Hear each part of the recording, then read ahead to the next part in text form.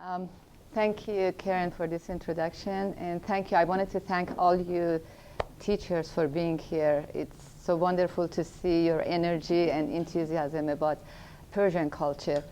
As Karen said, I'm Iranian American, and I've studied about Iranian culture, and I live in San Francisco, and I'm involved in schools whenever there's a chance to promote Persian culture, and I'm so happy to be here. So I'm here to talk about Nowruz. That's the name of the Persian New Year celebration. And also I talk about some other traditions for Nowruz, which starts about before Nowruz, like a few months before. And, and it continues for 14 days. Also, I will be talking about the origin of this tradition, this celebration, which started in Persia. And for your information about Iranian people, the land and its people, how it all started. First, I'd like to ask this, what is Nowruz?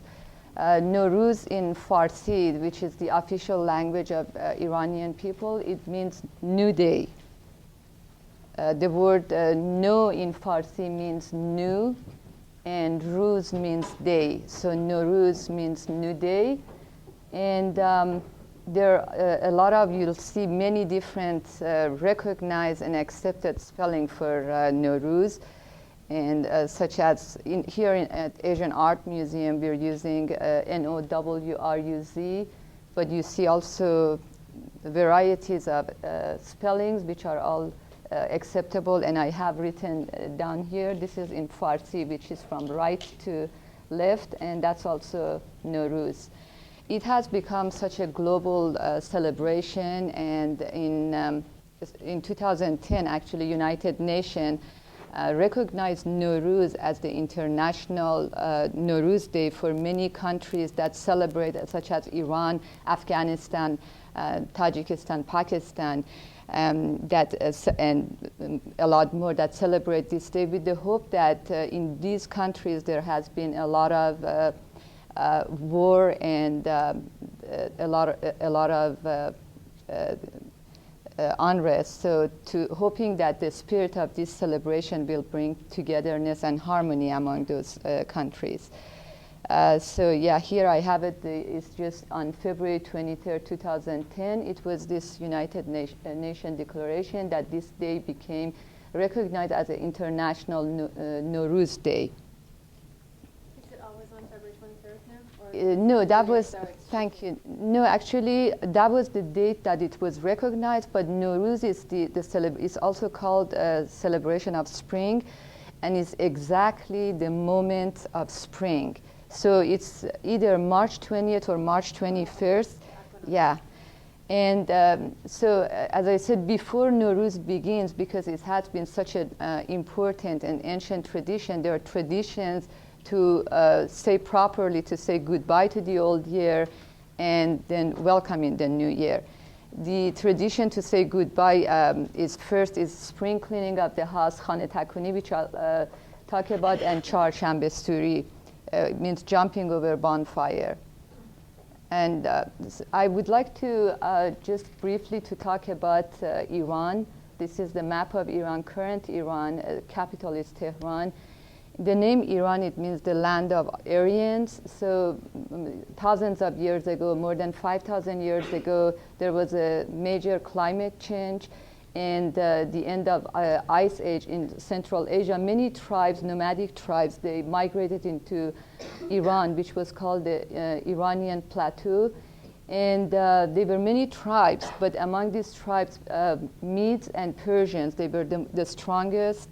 And Persians, their leader, Cyrus the Great, he was the founder of the Achaemenid Empire, and he promoted the Persian culture over his vast territory and traditions. And among those traditions was, of course, Nowruz celebration, which is the most important celebration.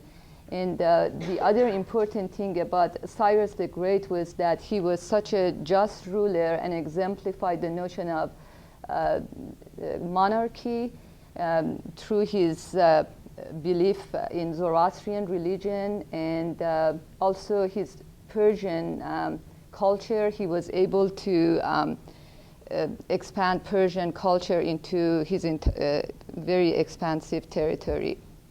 So since then, back then, the multi-ethnic aspects of Iranian culture was formed.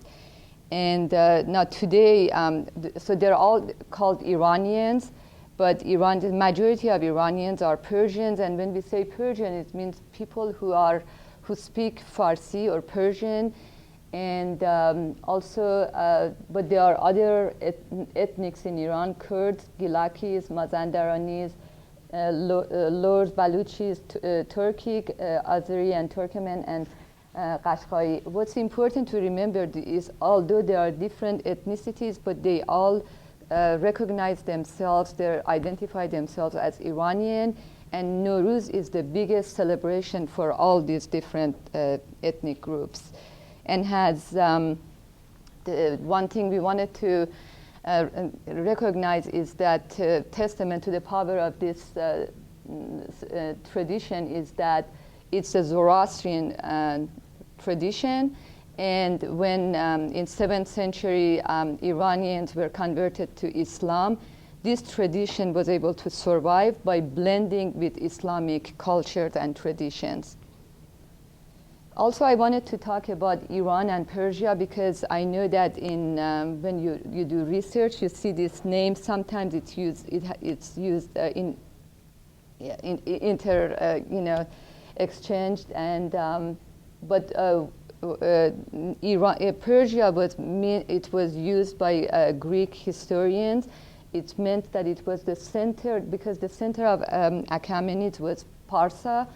And so when you're doing research, and until 1935 actually, it was in Western books, it was recognized as Persia. But in 1935, Reza Shah Pahlavi, the monarch in Iran, he demanded all the other countries to name his country by its Iranian name, which is Iran.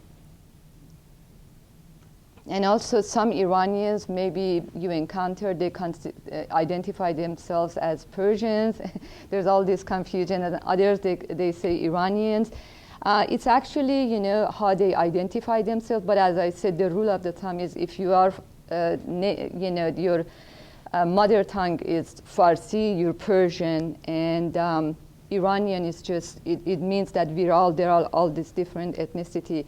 But the other thing is, after Islamic Republic government in Iran, and also due to negative news in politics about Iran, some people like to identify, to disassociate and distance themselves from all the negative aspects. They say they're Persians. So it's just a matter of how they identify themselves. When I mentioned about Cyrus the Great and the Achaemenids, they had their palaces. The most important palace was Persepolis, and it was one of the reasons behind its establishment was to celebrate the major celebrations such as Nowruz.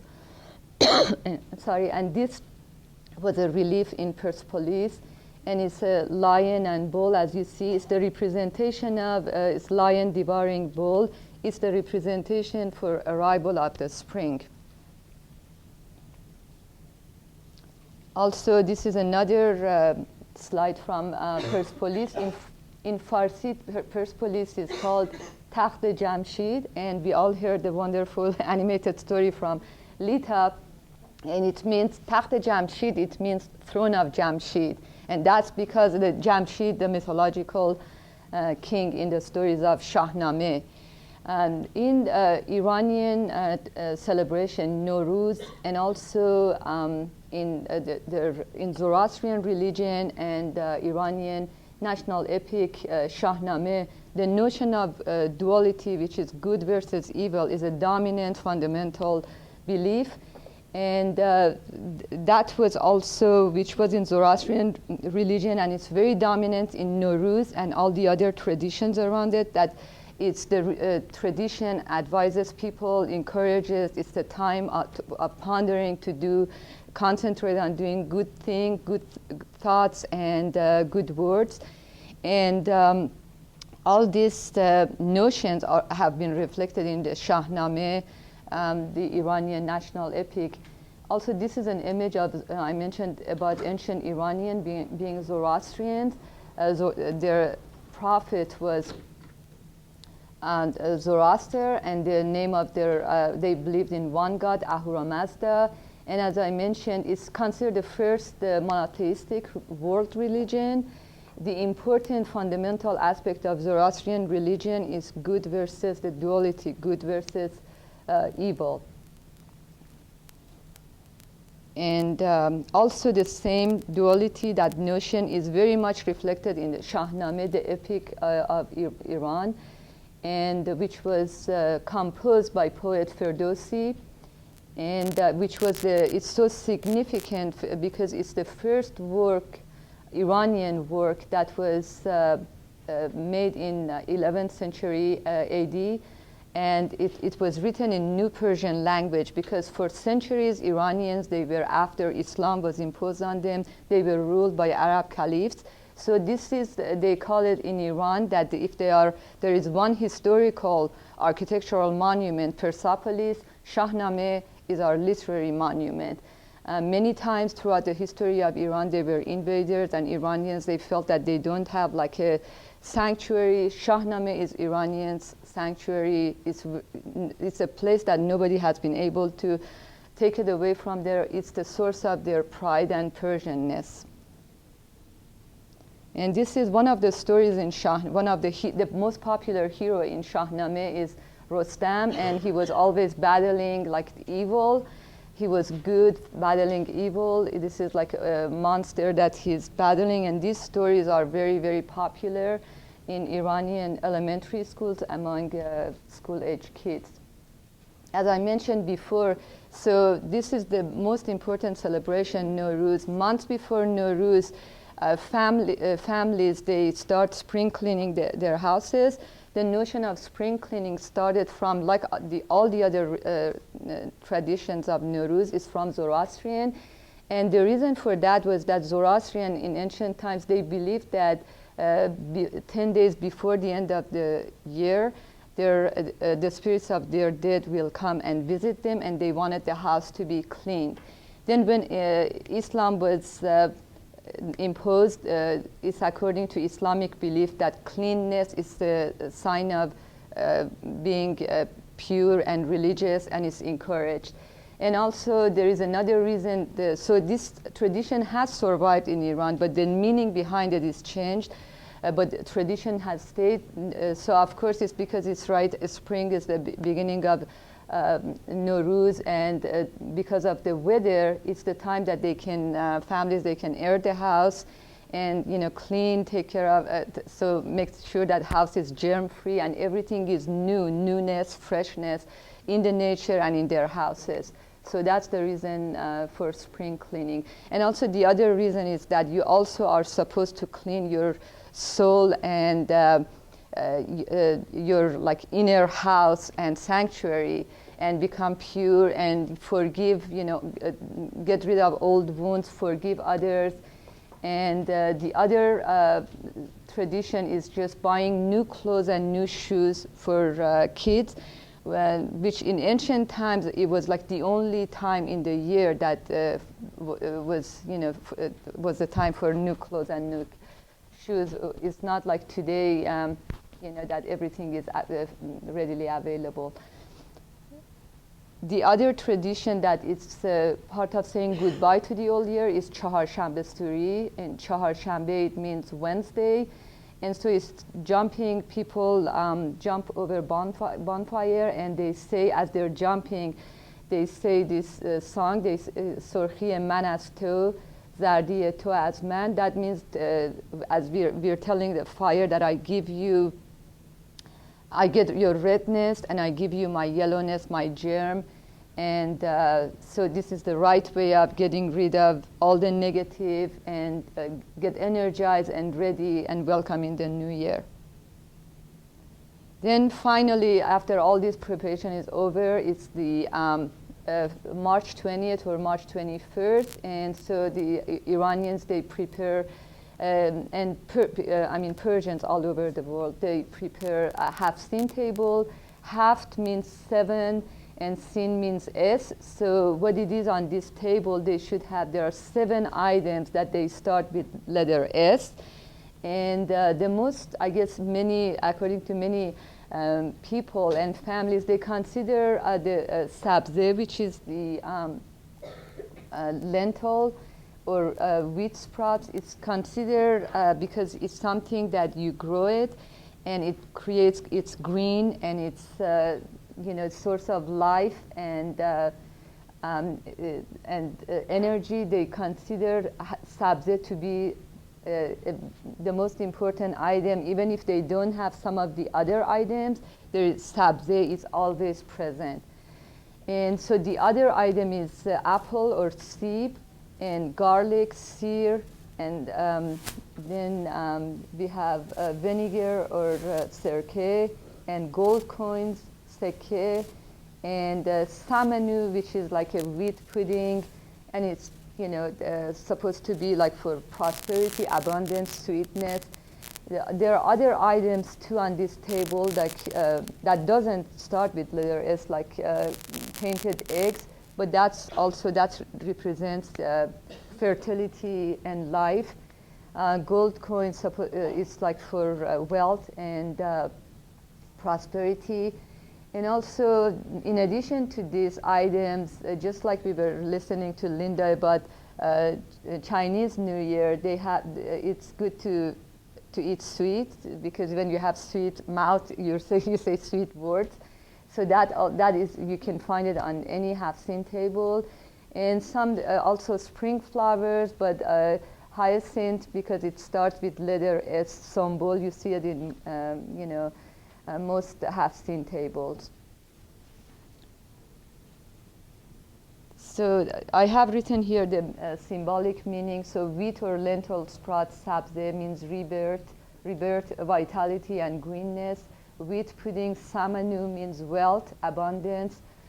Sinjid, it's fruit of lotus flower, love. Garlic or sear, it's medicine, and it's to cure. Apple, seed, beauty and health. Red vinegar, sirke, patience, wisdom, and intelligence. Gold coin, seke, wealth.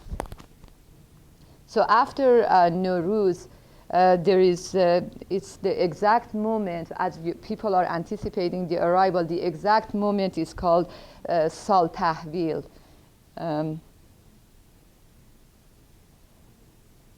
I didn't say that. It means the exact moment family members, they kiss each other, and then Nowruz celebration begins. It's the beginning of festivity, and we hear it. The first sign is that there is the character Haji Firuz, that is somebody who, a musician, playing tambourine, and he painted his face black with red shiny clothes to stand out, and he has his entourage. There is Uncle Firuz next to him, and they're singing. The message of Nowruz is in the air. People come out, and for children especially, they like to tell stories and give them cookies and candies, a little bit like the concept of Santa Claus in here.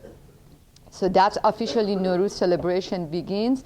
Right after, there are other celebrations, family member, from day 2 to day 12, they go and visit each other. And also, again, like Chinese New Year, it's very, kids, they love Nowruz because older people, they give gifts of money, which is called AD, to children. And it's also, in this tradition, it's very important to show respect to elders. So that's why every family, they have to visit their older family members first and show their respect. It's also, as far as special food, the special meal that is served on New Year's Eve is rice and fish. and which is now very common. But again, the old times, because Iran is a desert country, it was a very, very luxury food that not a lot of people could afford it. And so that's sabzi polo mahi. I have, this is also because people celebrate Nowruz different ways. This is my Nowruz celebration. I usually with my cousins, we go to an Iranian restaurant and we take our picture in front of their Haftin table and, you know, just have a good feel about Nowruz and are ready to start our new year. The end of the last festivity is called Sizdah Bedar. Sizdah means 13 in Farsi.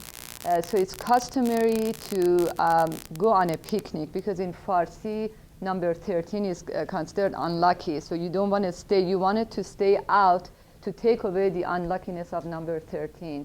And it's also, so you go, family members, they get together and they take their sabzeh with them. And also they have to throw it like into a stream. And before throwing it away, it's also customary among young women to just tie a knot and just and then make a wish to get married the next year.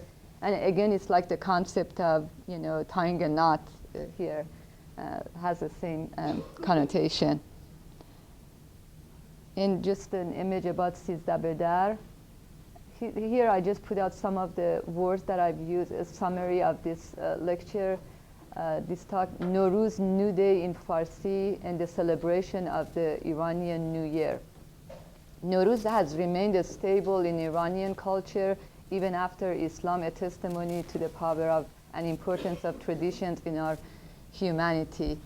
So it's very important to recognize that, you know, this celebration has existed through regime changes and major religious changes, and it's still being very much celebrated in Iran. I'm happy to answer any questions.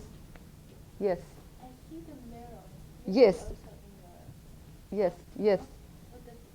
Oh, thank you so much for asking. I didn't point out to mirror. Mirror also represents light, and also some people, they say, like, you know, you can see if into future, and also your past, you know, has been vanished. And also candle, which here I haven't, we're not allowed to turn on candles. So also it's fire. It's a very sacred symbol in Zoroastrian religion.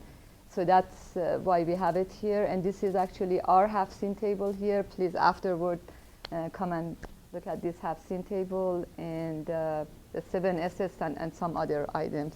Yes? Can you usually go down in the celebration? Yes, actually, lots of that. And there's also different, you know, as I mentioned, the multi-ethnic aspects of Iranian culture. We hear about different ethnicities, their musics and their dances too during Nowruz times. All kinds of music, special, you know, lots of poetry about Nowruz because it has been in culture for such a centuries. Yeah. Yes. How much money were you given as a little child? Oh. Back in that area on the New Year's Day? Oh. Yeah, you know, I guess it's, you know, for kids, it's just like a magical time. It's that time. It's like being in Disneyland all the time. Yeah, I think, you know, I was given, like, you know, actually like paper money. That was old, I mean, gold coin was a tradition, but I was given, you know, money. I don't remember how much, but I know some people, that's the most important aspect of Nowruz for them. Thank you so much. Thank you.